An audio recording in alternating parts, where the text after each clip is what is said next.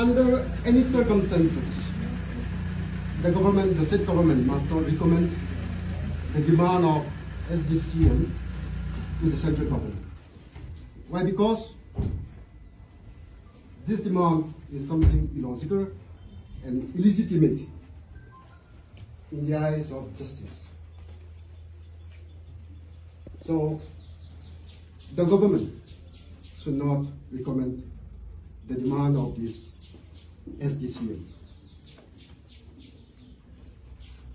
Therefore, we urge and we plead with the honourable MP that he should make a stand against this demand and must,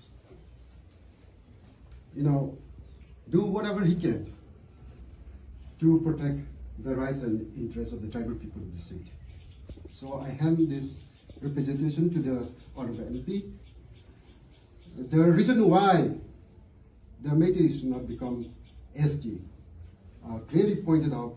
I think I understand the genuine grievance or the fear or apprehensions that our tribal people have when the Meitei community demand for recognition of the Meitei people as a scheduled tribe.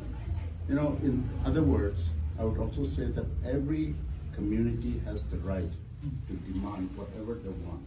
And I think we cannot say that this is wrong. However, it is for the part of the government to weigh and balance and see whether the demand of one community oversteps on the rights and privileges of another community. That is something that is very serious. And I'm sure that India, being such a great country, it will definitely protect the rights of the tribals as well.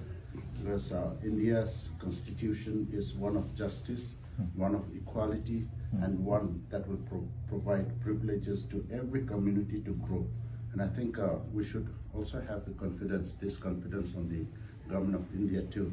Yes, definitely let me go through the whole memorandum rightly, and I will, on my part, do my best to see how best we can address this issue. Definitely, I being a tribal myself, I'm also with you, but however, because